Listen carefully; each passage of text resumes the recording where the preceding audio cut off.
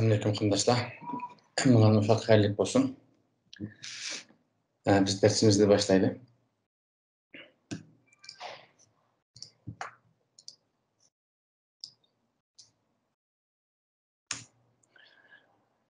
Dersimizde HTML, CSS'lerini sözlep bir yaxşı gap kaldık hazır.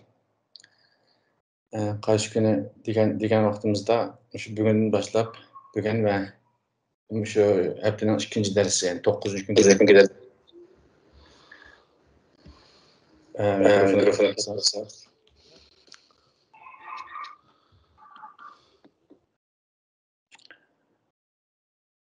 Dersimizde addirak kılıp bir betni yasap çıkaylı dep başda plan kılgan. Şu plan boyunca devam kılımız. Onun için konu usul boyunca biz 8. günde bir tal folder içip aldım. Ve onun içinde bir tal resimlerde bir tal hüccet kaltısı var, folder'ın birisi var. Onu oradan törüstüp koyayım. Şimdi bir tal index degen HTML uçtu var.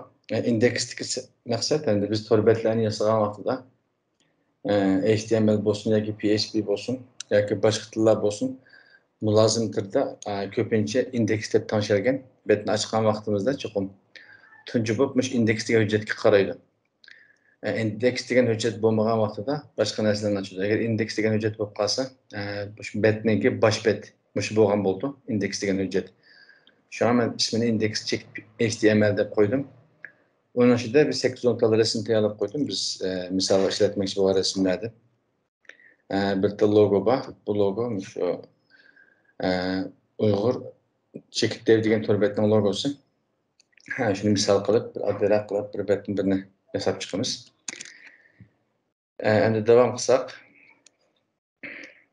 bir tal indeks bor edik, rasmlar bor edik. Endi biz buning ichiga bizga kerak bo'ladigan bir tal CSS hujjatni qistirib olaylik. Style Çekit CSS. Buning ichiga xohlagancha folderlarni qistirib o'rlanib bo'ldi.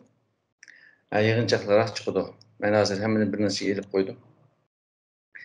Endi indeksga qaytib, ma'lum uchurda indeksga qaytgandan keyin biz undash belgisi bilan yana o'xshash shaklda hujjatlarni HTML terini qistirib oldim. Bunaqa index HTML deb yozib qo'yay, title.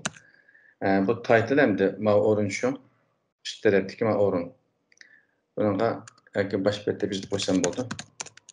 Qarab boqaylik, bosh bet. Bosh bet degan xat chiqdi.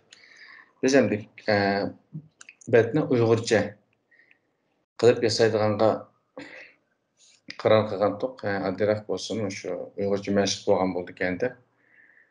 Undan boshqa yana bizga font lozim bo'ldi, uyg'urcha xat shakli. Biz qarshi kungi darsimizda uyg'urcha xat shaklini ishlashni o'rgangandik. Shuning uchun Uyg'ur asliya degan bir font, biz ishlatgan font bor ekan, aslini ham ishlataylik vaqtim yana. Buni ko'chirib oldim. Buni ichiga tashlab qo'ydim, 8-kun degan folderning ichiga. Hujjatlarning hammasi o'xshash o'rinda bo'lishi kerak. Ko'pincha to'rbetlarda uyg'urcha xat shakliga ma'ni ishlatadi. Font ishlatsin. O'kijininki torbi xatar deb uchur chiqib oldi bu yerdan.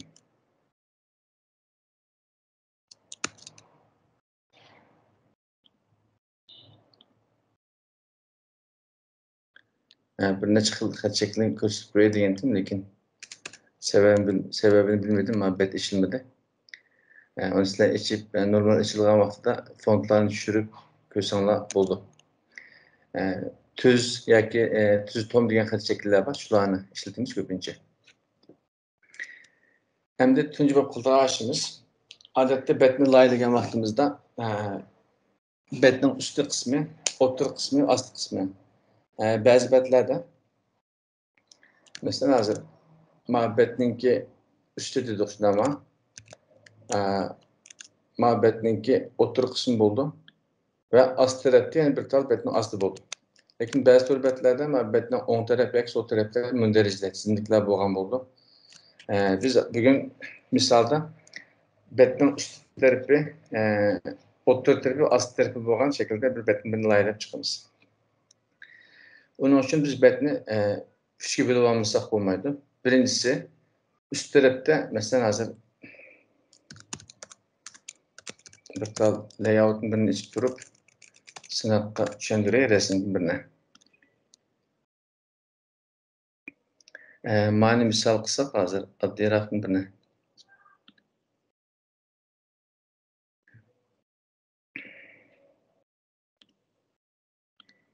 Ma resimni misal qilsak, betning üst tarafı deb to'g'ri head. Ast tarafta footer bor. Footer degan endi inglizcha betning asti header üst tarafı. O'ng va sol tarafga yan taraflarda mundarija tizimlik bo'lgan loyiha qilibdi loyihada. O'tirdagi betning o'tir qismi. Biz o'ng va sol tarafini ishlatmay, bugungi misolimizda üst taraf, o'tir taraf, ast tarafni ishlatamiz. Onun uchun bir resimdagi qarasanglar hozir betni ayrim-ayrim bo'lib olibdi. Biz oldi bilan beshida eng ustidagi bir tal va head degan üst tarafni bir tal bo'lib olamiz. Buni birinchi bo'lib. Uning sirtida yana butun betni o'zining ichiga olgan bir tal konteyner, ya'ni div ichiga olsak bo'ldi. Uni ichiga olmasak bo'ldi, lekin olsak betning cho'ng kichikligi, o'ng sol tansiyadan asarroq qila olamiz. Shuning uchun bir tal ben klasning ismini inglizcha yozay. Konteyner deb bir ismini qo'yib olgandan keyin buning ostiga tushib hamda bir tal header betning ustki qismi shundaymi? Betning ustki qismida nimalar bo'ldi desak, betning ust tarafda betning bir logosi bo'lgan bo'ldi. Logoning ost tarafda betning ikki mundarijlari bo'ldi. Yoki ikkisining o'rtasiga bir tal izlash ramkasi qo'shsak bo'ldi. Shuning uchun qarasanglar hozir bu yerga bir tal mana shaklda nima qistirib qo'ydi. Konteyner deb nima bo'lsin sizlarga osonroq bo'ldi. Mana hamda dash belgisi bilan header deydi. Mana header qismi shundaymi? Mana yerda ochdik, divni klassning ismini header dedik. Ast tarafda taqib etgan bo'ldik. Buning ichiga biz kirib bir tal logo qo'yaylik, betning logosini birini. Logo degan klassning ichiga bitta resim beramiz. Resimni o'rgangan to'qqiz kunliklar sizlarda. Logo resimning ichida logoda bir tal PNG vujudimiz bor, logo. Bunga betnomni yozib qo'y. Altni ishlatmasam bo'ldi, lekin hozir betnom deb yozib qo'ydim. Endi HTMLga kirib qaragan vaqtimda qarasanglar faqat bir logo ko'ringan bo'ldi. Endi bir ostiga tushib, bunga bir tal izlash ramkasi qistirib qo'yaylik. Div dedik. Buni inglizcha yozayman, search. Searchning ichiga, divning ichiga bir tal input qo'ydim, ramkaning birini. Buniki tipi text bo'lsin. Klassning ismi search input deydi bunga. İzleş ramkasida uyg'urcha yozsanglar bo'ldi, ixtiyor. Lekin CSS yozgan vaqtida cho'qim o'xshash ismlar bilan yozishimiz kerak. Buni yozib oldik. Betni ishib qarasak hozir bir tal izlash ramkasini ko'rgan bo'ldik, shundaymi? Endi bir ostiga tushgandan keyin bir tal bosh bet masalan biz kim aloqalashgan degandek uchurlarni yozamiz. Bunga bir tal div qilgandan keyin buni ikki xil ishlatsak bo'ldi. Masalan, vaqtim nima qilaylik? Mundarij deylik. Bunun ichiga udul masalan ulanma şekilde A deb mana şekilde beslekim bo'ldi. Yoki URL'ning ichiga kelib mana şekilde li bilan beslekim bo'ldi. İxtiyor. Men mana üst tarafga udul A bilan biray. Masalan A deb ulanma qildik. Ulanmani hozir quruq qo'yib qo'yman. Yulduzni besib qo'ysak, mana 4 jasga tekshini besib qo'ysak bo'ldi. Hashtag. Buning hamda ma'noni bir 3-4 ni ko'paytirib olgandan keyin 4 tat olsun. Bunun birincisi baş bet. Uygurca baş bet deyli. Hem de aslında şu ikincisi mesela biz kim de böyle biz kim? Bir aslında üçgenden keyin Allah kılışış. Allah kılışış dedik. Hem de ahırga ne deyli mesela baş bet biz kim Allah kılışış.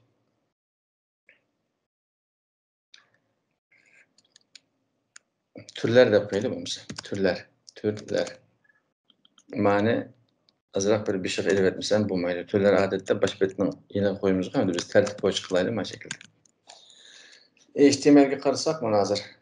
Alaylı bir nes yok. Bir tal resim, bir ramka.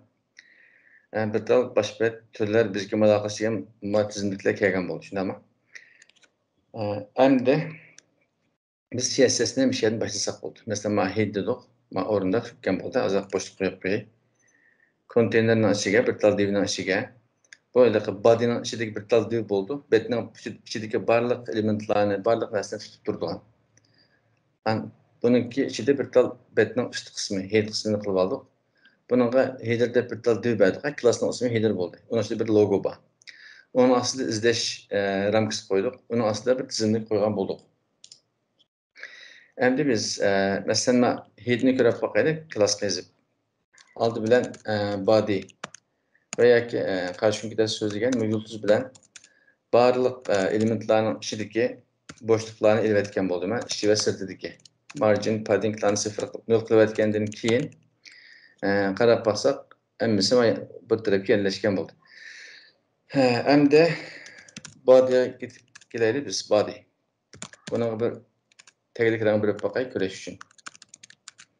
CSS'ni ulumudum tıxaqaç hemen. Indeksga qaytib kelib, headerning ostiga link bilan bir CSS'ni ulab olaylik. Style CSS. Ulab oldik. Ulab olgandan keyin betga yanib qaytib qarasak mana normal CSS ulangan bo'ldi. Endi biz CSSga qaytib, taglikning rangini oq qilib deylik. Mana şekilde oq tursin.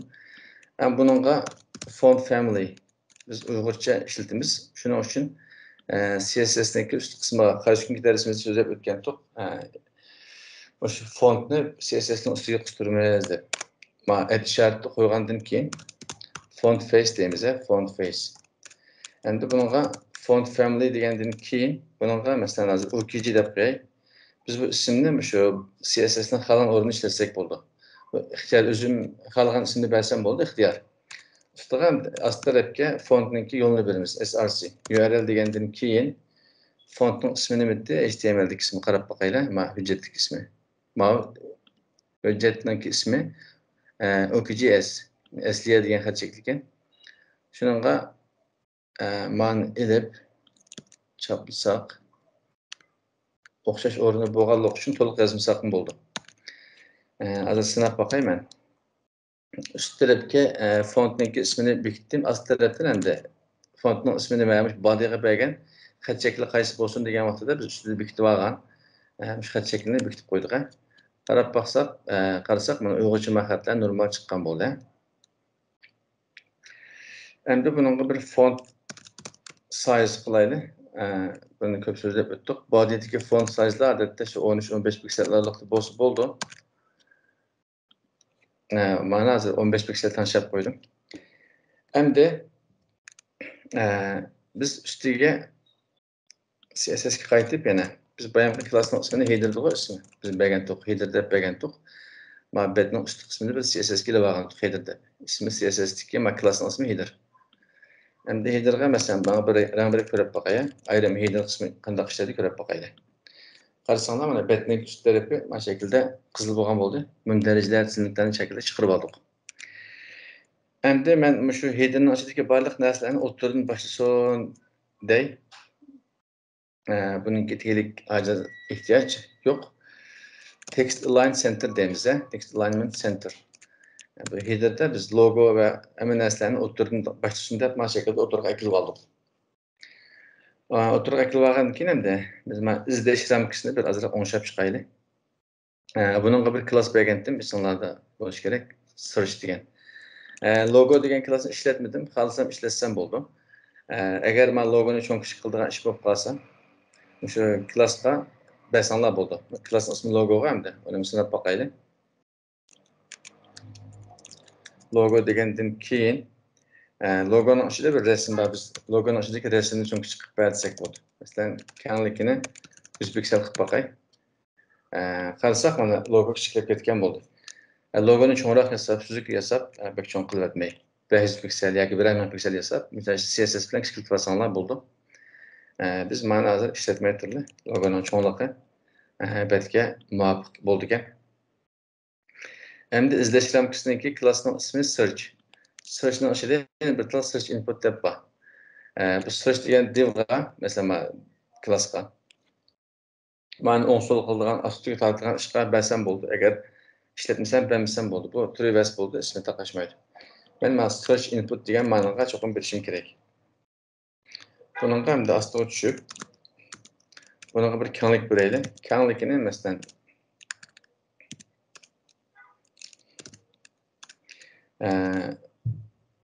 biz hozir responsive şekilde hesaplanmaymiz. Vaqt munosabatida. Telefonga, kompyuterlarga mashgul hesaplanmaymiz. Shunglashqa bunun kengligini hozir biz muqim şekilde hesap chiqimi piksel piksel. 250 piksel dedik. Qarab bakaylik, qarasanlar bu cho'ngan bo'ldi. Hatta yana ko'proq cho'ngaytirdi. 350 deylik. Cho'ngan bo'ldi hamda. Bunun bir dal kenglik berdik. Border berdi bununla. Borderni 1 piksel degandan keyin tuzranlik solid dedik. Bununla bir bu şekilde qiyinroq bir kulrang berdim. Belki ko'rilmagan bo'lishi mumkin. Ma'noda qarshi ikkitasi so'zlagan to'p outline'larni yozmabdiman. Nan yozaversam, shu ramkalarni chekkan vaqtimizda ma ko'p bo'lolmaydi atrofi. Rang susroq chiqdi, balki ko'ramagan bo'lishinglar mumkin, lekin men izlash ramkasida bir rang bor. Betning cho'ng kichikligini 100% qilib etdim. Men cho'ngitmadim. Cho'ngitgan vaqtida yaxshi ko'ramay qolamiz va betning layinishni shunglashqa 100% o'zining ko'rinish shakli qanday bo'lsa shunday chiqsin deb boshdan tanishib qo'ydim. Bununla biz masalan padding deb bir 15 piksel bireyli izlash ramkasi. Qarasak mana şekilde 15 piksel bir boşluk bergan bo'ldik. Hatta rangni quyoqroq qilib qo'yay, sizlar yaxshiroq ko'ringlar. Bizga hozir rang bek muhim emas mana şekilde. Bununla biz yana bir masala, biz Uyg'urcha savatqanligimiz uchun cho'qim betning o'ngdan so'lga tanishimiz kerak. Şimdi body degan klassga hamda biz bodyni ichiga bergan CSSga direction right to left deb ma'no yozib etmasak bo'lmaydi. Chunki o'ngdan so'lga boshlaganlik uchun. Qarab baxsak hozir bunda bir ko'p o'zgarish yo'q, lekin men ramka qarasanglar hozir xat o'ngdan so'lga o'tkazilgan bo'ldi. Endi biz qarshi kuni bir tal izlash ramkasiga bir narsa ishlatgandik, bir rasm. Bu rasm emas ekan. Shuning uchun flat icon motor betni bir rasm alaylik. Search deb bir izlash rasmidan alaylik. Shu rasm bosib bo'ldi. Buningki bir 128 piksellik kichikroq birini alsam yetarli hozir. Buni tushirib olgan bo'ldim. Endi downloads degan tushirib olgan rasmni ochdim.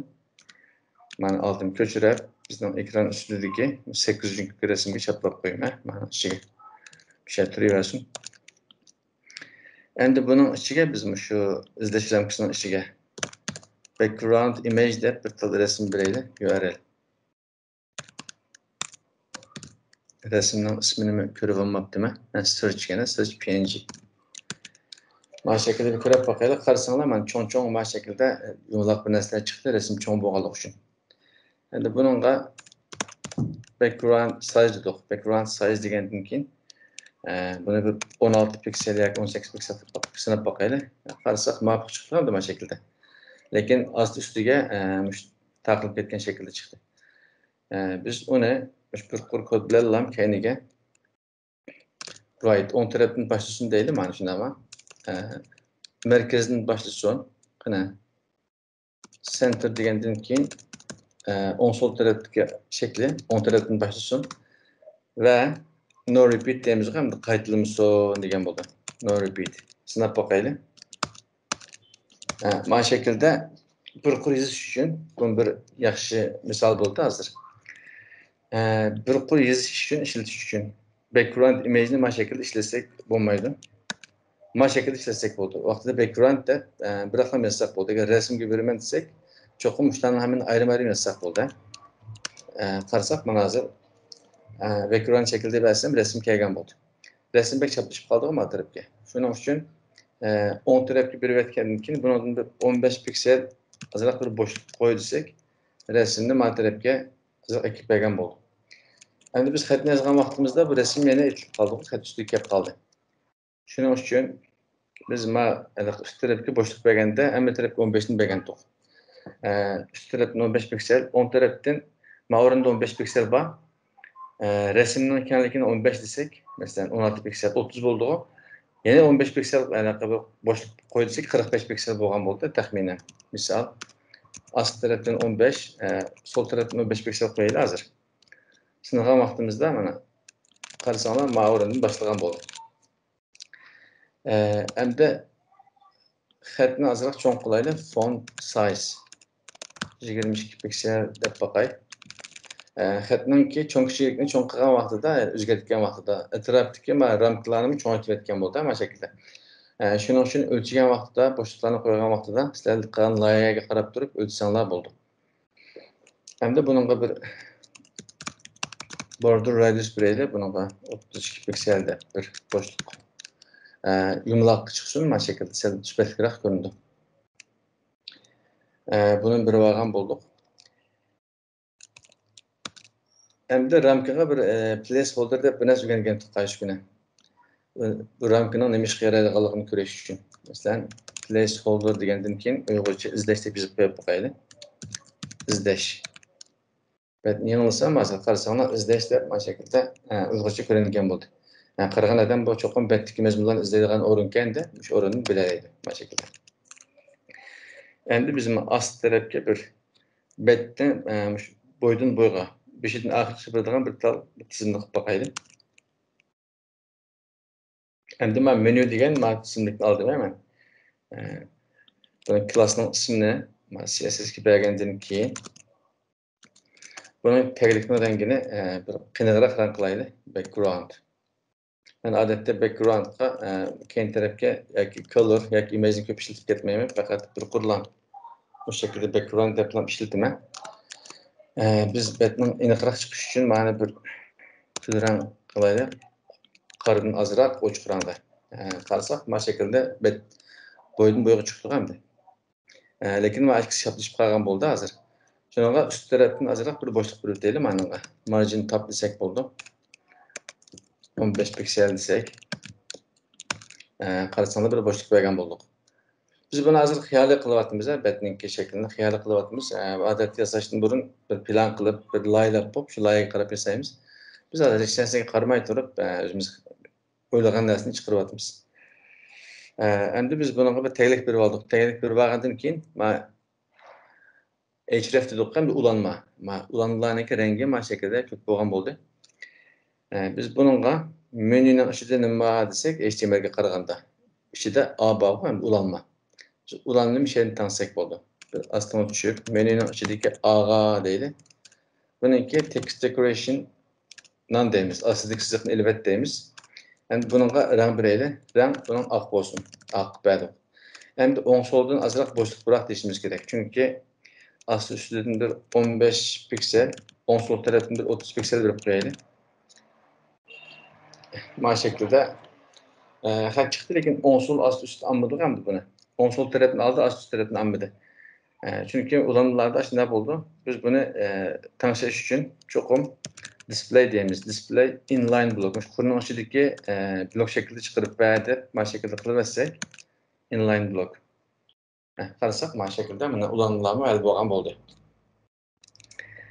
Agar men araliqdagi bo'shliq azib qolgan bo'lsa, buni men o'rindan kelib 30 piksel qilib qo'yaylik. Kengroq tursin. Qarasak üst tarafga logo chiqardik, izlash ramkasi chiqardik va tizimlik chiqardik. Endi bu tizimlikning ustiga kelgan vaqtida mundarajdan rangni almashtirishni tanishib qo'yaylik biroqlar. Bir astiga tushib chekit menu, ya'ni klassning ismi, uning ichida A bor. Endi buningga hover deymiz, ustiga kelgan vaqtida. Ustiga kelganda biz maqtin bir taglikni rangini almashtirib qo'yaylik, background. Ishlamni sinab boqqan bo'lamiz. Background degandan keyin qizildan deb boqay hozir. Qarasak mana taglikning rangi o'zgargan bo'ldi. Mana shaklda. Endi biz ast tarafga shu betning ichida bor mazmunlardan bir yan-yoniga chizilganga bir 8-10 ta mazmun qilaylik. Bunun ichida bir tane rasm bo'ldi. Ast tarafda aslında ma'urin bir tane rasm bo'ldi. Geçenler onun ast tarafda bir tane mazmuni bo'lgan bo'ldi.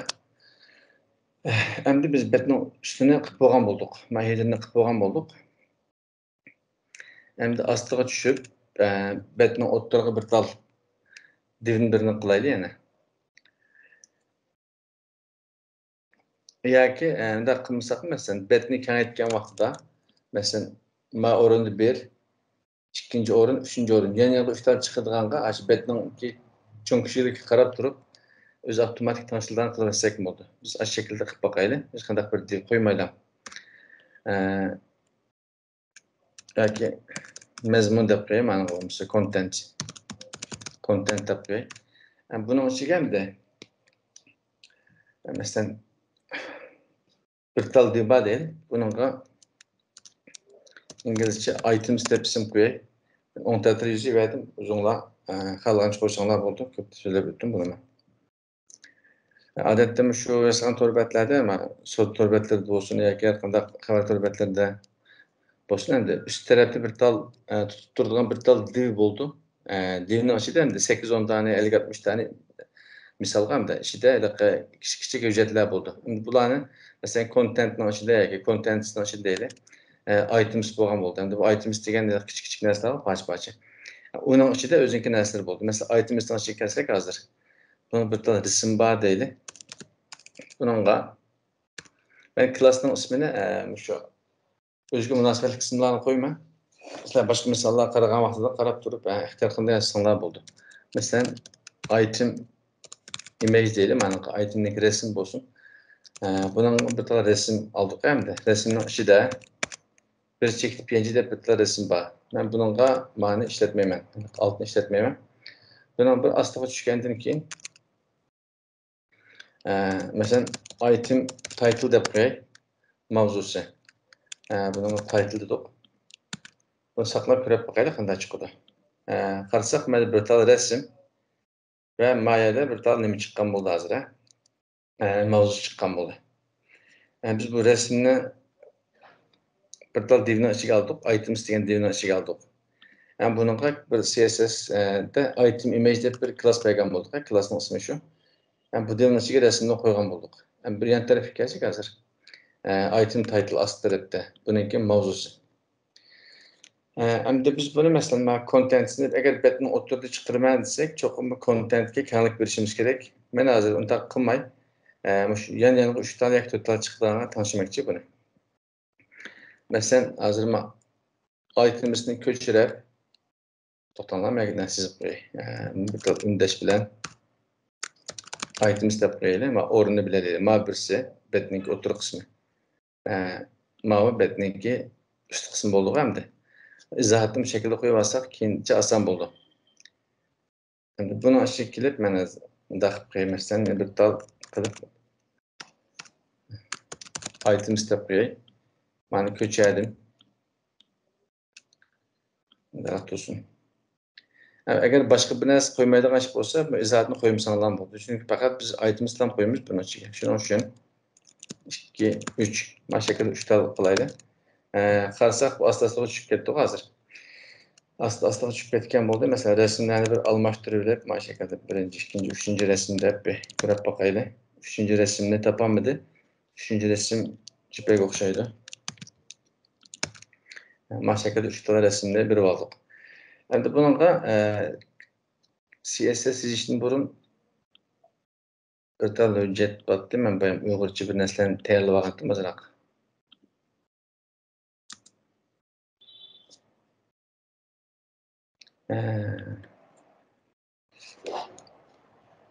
Azroq bir minutda program yo'q deb ocholmadi. Men ani boshqa bir programda ochdiganga bir chora qilay.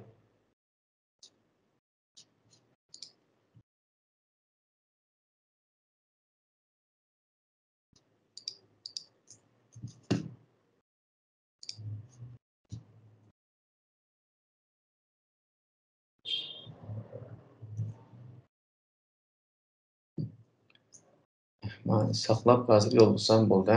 Hozir tayyorladim.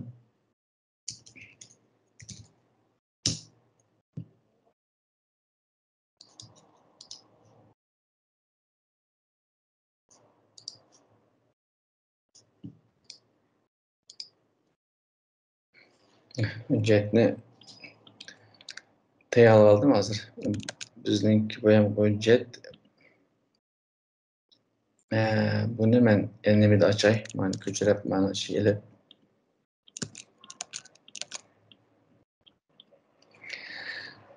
Bir tal hujjat aldık. Ham buningki masalan Uyg'urcha bir xatlarni chaplab sinab qilaylik. Birinchisininki mavzusi ma bo'lsin. Buning ichiga hatta bir tal qisqaroq bir tal mazmun qo'yib qo'yaylik. Title dedik, mana tekst deb qo'yaylik mana. İkincisininki teksti ma bo'lsin.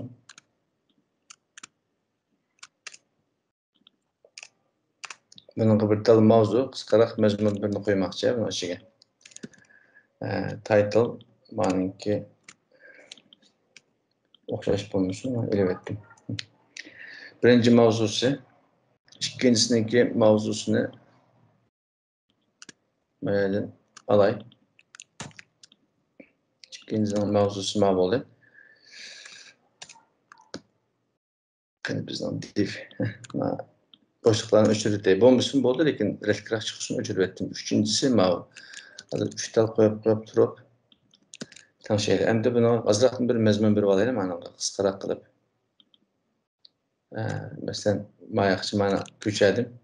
Ko'chagandan keyin ma birinchisiniki mazmuni bo'ldi. Endi ikkinchisiniki mazmunni ma o'rindan ilib ma mazmunini ichiga biraylik. Endi uchinchisiniki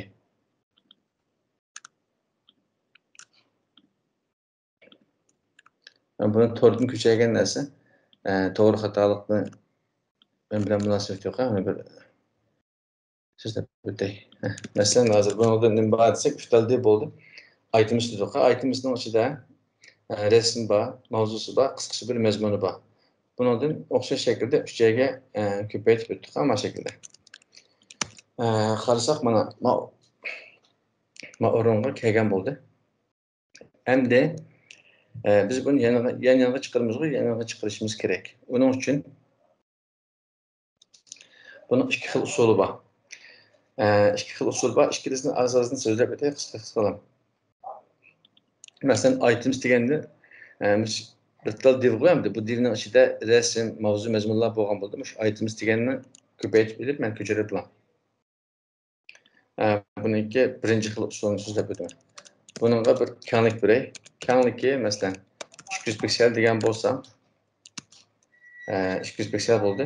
Endi buni o'ng so'lga tortdim.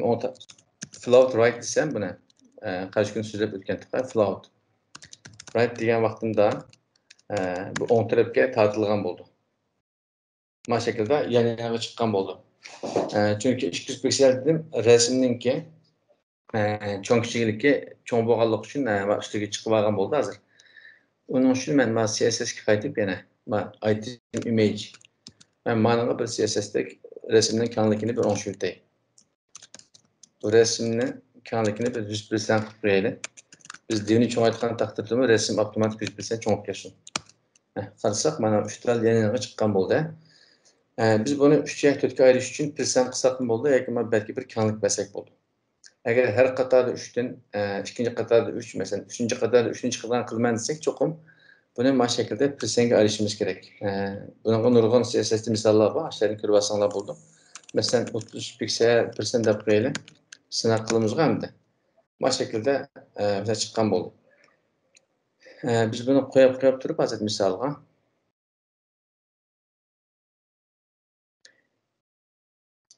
CSS HTML inib kelsak, content sizlikdan bir tal div bor. Shu ichidagi mazmunlarni tutib turadigan. Buningga masalan kenglik bersak hozir, kengligi 800 piksel deylik. Qarasak mana shaklda bo'ldi. Buni hamda masalan margin degandan keyin osti-ustidan bir 20-30 piksel qo'yib o'ng sol tarafini avtomatik o'tirdan chiqarib berdi uchun bu shaklda yozamiz. Hozir qilib bossak, qarasak bet o'tirdan boshlagan bo'ldi mana shaklda. Bet o'tirdan boshlagan bo'ldi. Endi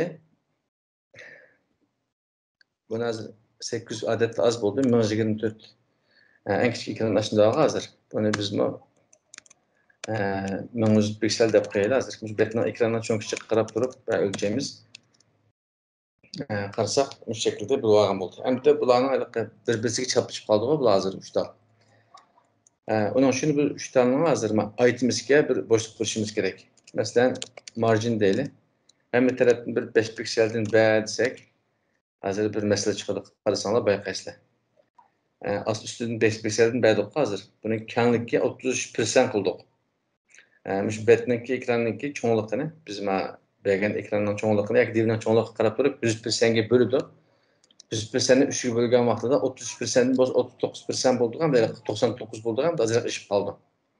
Lekin yana biz atrofni bo'shliq payda shu 5 piksel qilgan vaqtimizda buningki mayda bir masala kelib chiqadi. Kengligini buzgan bo'lamiz.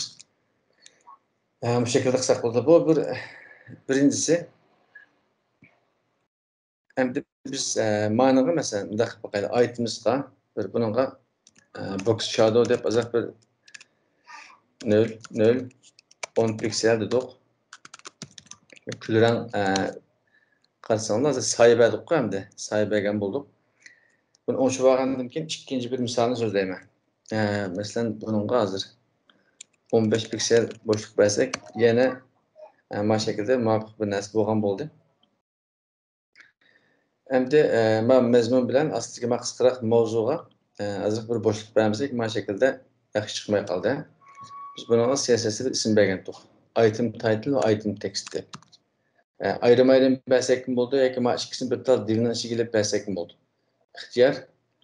Mesela item title degandan keyin o klassning ismi masalan buningga bir padding beraylik. Padding. Onu hamma tarafdan bir 15 piksel bo'shliq qo'yishni hozir sinab boqaylik. Qarasanglar mana shaklda hamma tarafdan bir 15 piksel bo'shliq qo'ygan bo'ldi. Mana shaklda ishlatsak ikkisiga ayrim beramiz. Agar biz bunday qilmay mana ikkisini yana masalan mana title bilan ast tarafdagi tekst bo'lganmi qisqa tushuntirish. Mana bir tal divning ichiga alaylik. Div degandan keyin buni class item content deb qo'yaylik hozir.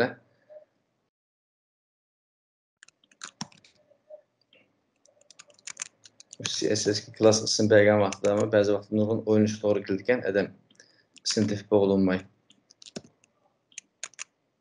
Ma'zur azroq bo'ldi. Hozir mana endi men rasmning ostiga bir tal div ochdik. Divning ichiga ikki tal div berdim. Birisi item title, birisi item text bo'ldi. Uni tutib turadigan bir divning ismi hamda klassning ismi item content dedik. Bu CSS ga qaytgandan keyin biz mana ishik ostiga tushib item content buningga 15 pikselni bersak, qarasak hozir ekranda ko'ramiz. Birinchisiga qarasanglar mana hamma tarafdan bo'shliq qolgan bo'ldi hamda. Biz faqat mana ustidagi birini bilan bersak bo'ldi. Hamma tarafdan bo'shliq berib olgan bo'ldik. Masalan, bir ostiga tushib, masalan, item ismini bitta item degandan keyin title deb deymiz ismi title. Buningga bir font size beraylik. Font size 18 bo'lsin. Mana ko'rib boqaylik hozir. Qarasak azroq cho'ngdi hamda mana shaklda. Endi bir ostiga tushib, yana CSS'da item text dedik buningga. Item text degandan keyin buning rangini sal susroq qilib qo'yiladi. Odatda mavzu qaraganda mazmunning susroq bo'ldi rangi. 666 deb qo'yaylik. Buning font size'ni bir 13 piksel qilib boqaylik sinoqqa. Qarasak mana üst tarafdagi mavzu cho'ngroq, mana qisqacha tushuntirish qisqaroq chiqqan bo'ldi. Sal xatman agar xatninki size'ni font size kichik bo'lib qolgan bo'lsa, shu body'ga bergan ishlatsak bo'ldi, mana ilib bo'ldi 15 piksel avtomatik o'zi to'lgan bo'ldi. Birinchisini muhim deb oldim ham, men ikkinchisiga bu shaklda o'xshash davom qilsam bo'ldi. İkincisini mana bir tal divning ichiga olsam ham bo'lgan bo'ldi, yana o'xshash shaklda. Mana nimaga oldim.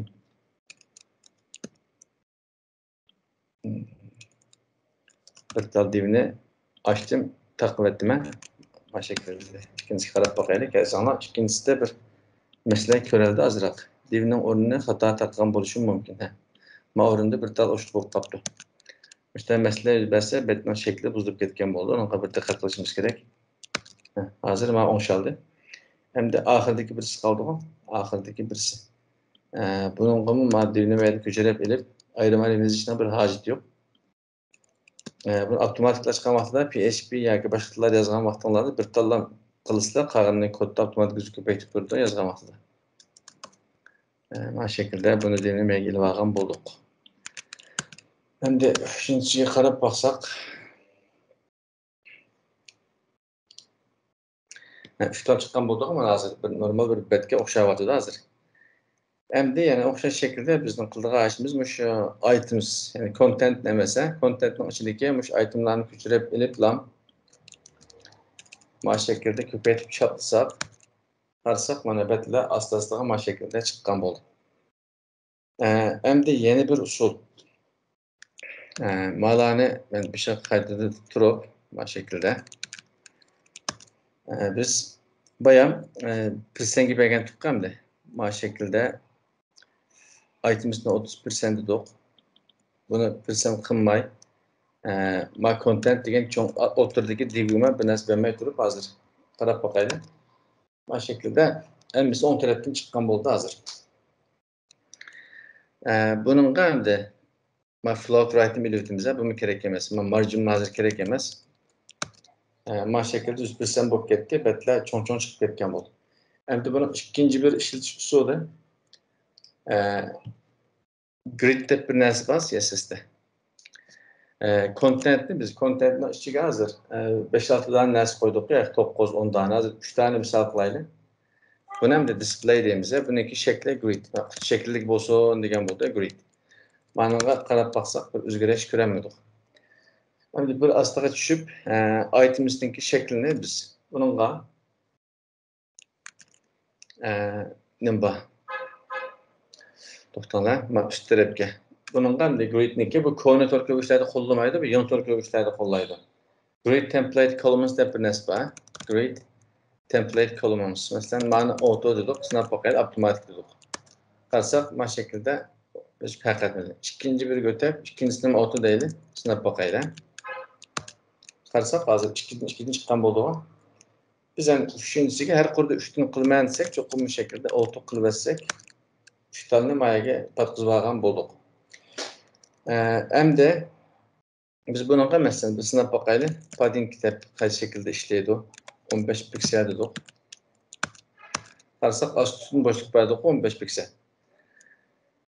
Endi biz astidagi managa margin beraylik. Hamma tarafdan bir 15 pikseldan margin berib boqaylik. 10 so'mdan quruq qo'ydi. Qarasak mana bet butun bo'lgan bo'ldi. Ham refleksga chiqqan bo'ldi mana shaklda. Ham sal mana shaklda sal oson qulay. Kontur ko'gishlarda qo'llamaydi, yangisida qo'llaydi.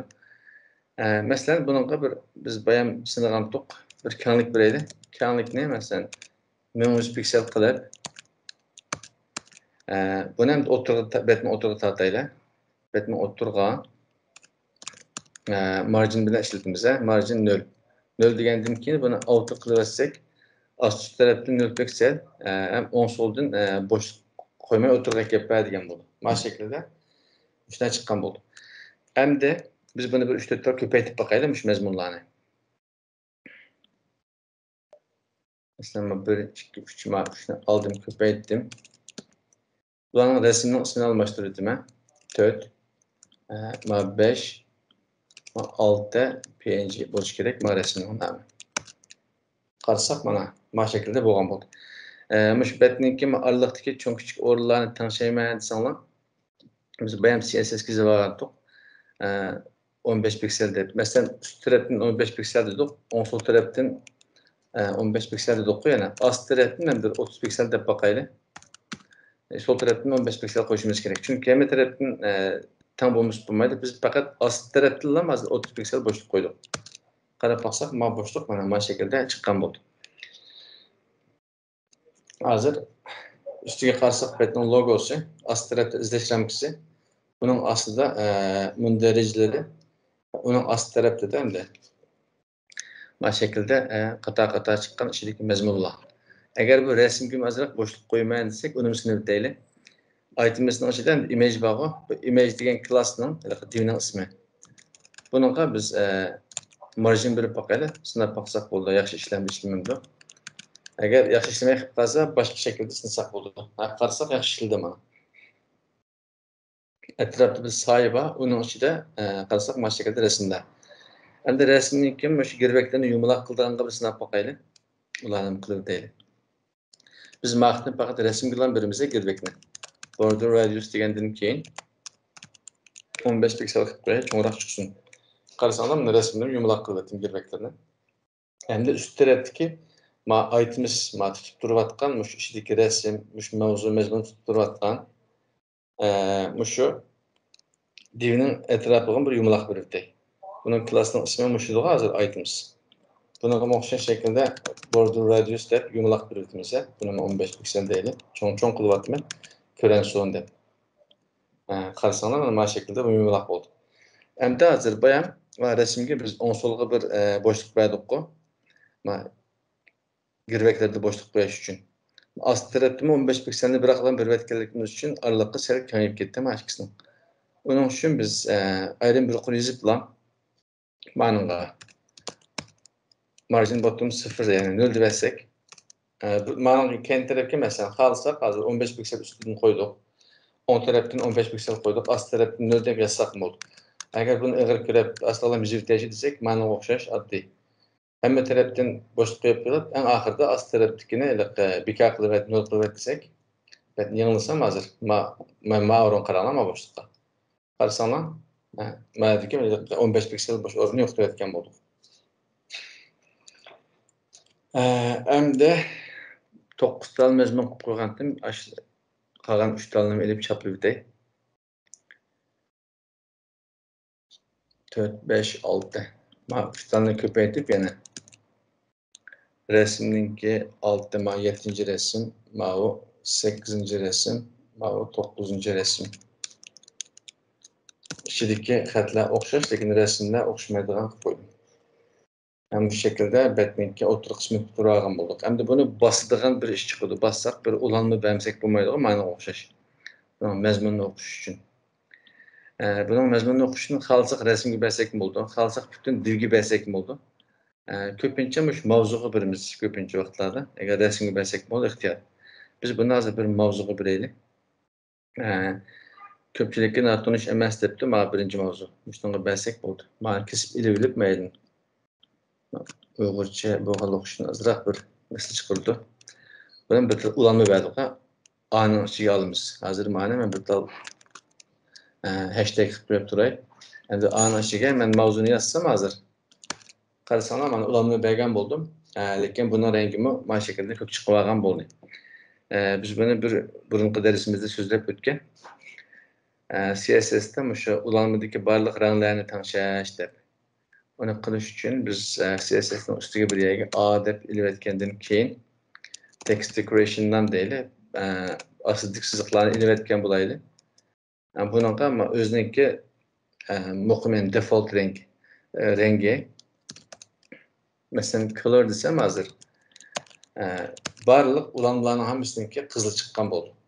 Nimiş çıkmayaydı ki kızıl çıkmaydı o deb sual çıkışı mümkün. Üst tarafım çünkü bu oranda ulanma bazır. Ben bunu ayrım bir tal divinin içine ilip divinin içindeki ulanlarda bir tane muhim etkenlikim için özgermeydi. Hiç kandak divinin içine amma ya ki başka bir oranda CSS'ge yani belirlenmegen şekilde betinin içine tanışak koysak CSS'nin içine yani barlık ulanlarına kızıl bok etken oldu. Biz bunu kızıl işletmeyi kök ya gibi başka bir işletip duraylı yani kara olsun. Bu şekilde. Hem de yani biz fakat bir taraftan belki hazır bunu.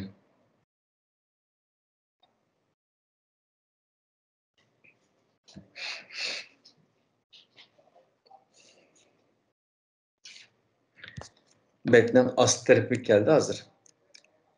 Betninki ast tarafını kiler saat koyup böyle. Onun hazır vakti yetişmedi yerim toxtab kaldı. Lekin şu 10 minut içinde bir narsadan paydalanıp şunun bir düşünce berip qo'yay. Betninki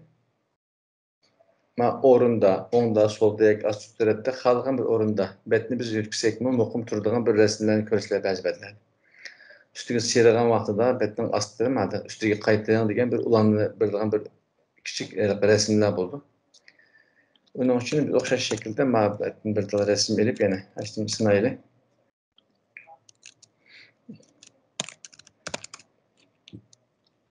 üst tarafga qaraydigan resim bir nima betini elib lan.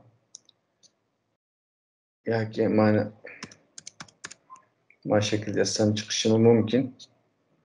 Mana bir ko'k resim bor ekan, shuni ham ishlataylik. Mana bir 128 piksel cho'nliqida buni tushirib oldim.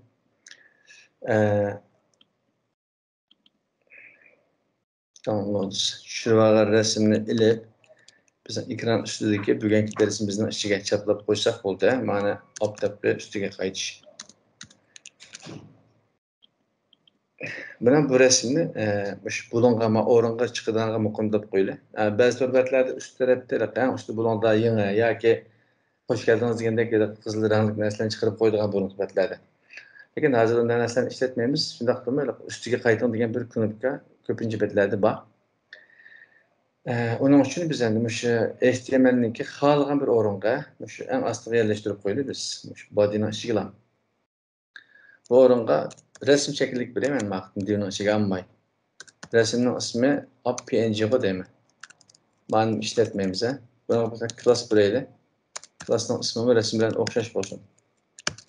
Qarasak hozir cho'ng bir resim chiqdi ama eng ostida. Lekin bu muhim emas. Onun uchun men CSS'da bir narsa bor. Classning ichiga kirib CSS'ga. Update classning ismini yozgandan keyin buningga position deb bir narsa bor. Positiondagi 3 xil shaklda ishlatamiz. Biz bu positionni so'zlab o'tmadik. Hozir men yangi boshlashcha darslarda ko'p ehtiyoj bo'lmaydi. Lekin bugun bizni so'zlab o'tay. Positiondagi fixed deb bir narsa bor. Fixed. Şu biz belgilab bergan class'ninki hamda CSS ism berdik-ku. Şu o'rnini faqat bir yerda muqim qilib ber degan bo'ldi. Biz buni qaysi o'rinda qilib ber dedik. Degandan keyin masalan sol tarafda 20 piksel bo'shliq qo'ydik-ku. Hamda ost tarafdan bottom.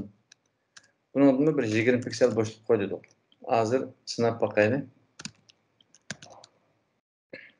Qarasak mana betni o'tkazsakmi, bu resim almashmay bu shaklda turavergan bo'ldi bir o'rinda. Bunun azraq bir kanlik belirtilir resimninki sel yaxshiroq chiqsin 30 piksel deb qo'ysak resimninki cho'ng kichik resimsi qarasak mana muqim bu shaklda turgan bo'ldi. Endi sizlar cho'ngroq qilib bir narsa sinab berayman. Bu hozir masalan qarasak bu resim ko'k rangli hamda ochiq turyapti. Buni siz susroq qilib qo'yadigan bir ishlar chiqdi. Bunga opacity deb bir narsa bor. Opacity. Şu resimning aniqlik darajasi bo'ldi. Bir bo'lsa 100% bo'lgan bo'ldi. Shuning uchun biz 0 chekit deb başlasak bo'ldi, chekit deb başlasak bo'ldi. Masalan, chekit 5 deb başlasak bo'ldi. İxtiyar 0 chekit 5 bo'lsin desam, qarasanglar da susroq bo'lgan bo'ldi, mana shaklda sus. Betninki o'sha o'rtada sus bo'lgan bo'ldi.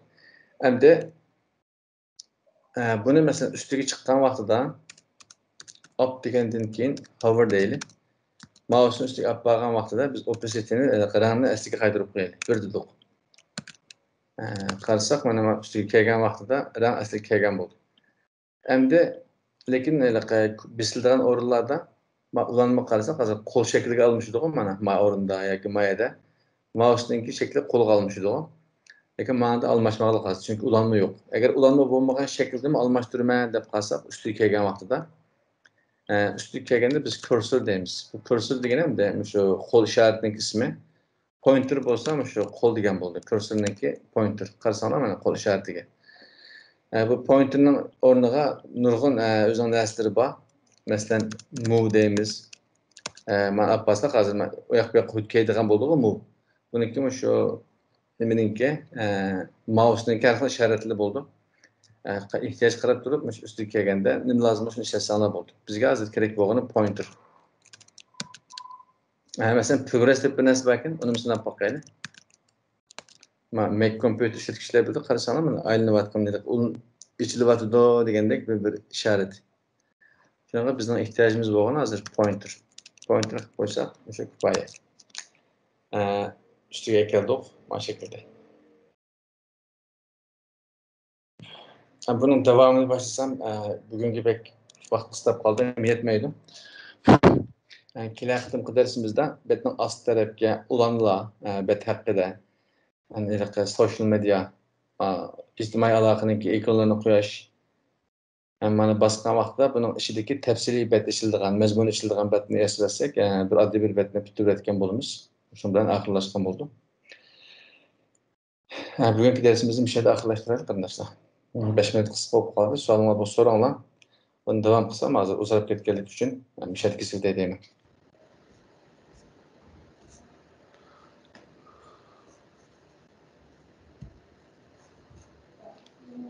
Undaq bo'lsa, kelasi soat darsda ko'rishaylik. Ko'rishguncha omon bo'linglar. Alloh salomat qilsin.